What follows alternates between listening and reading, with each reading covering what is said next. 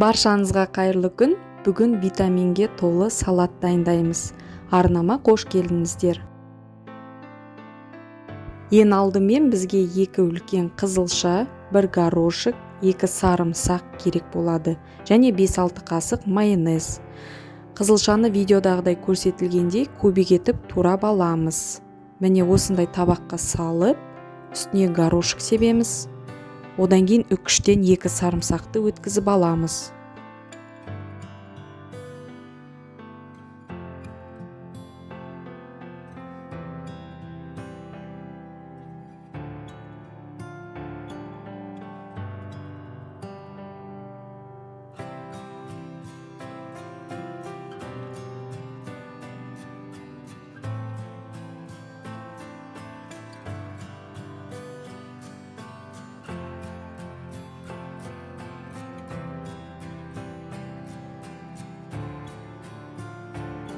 Осы салатымыздың үстіне майонезді салып, жақсылап араластырып аламыз.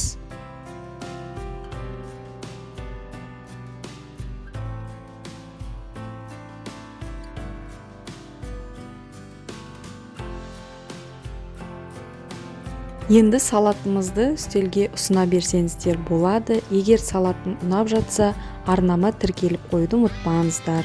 Сіздермен бірге болған Ардақ.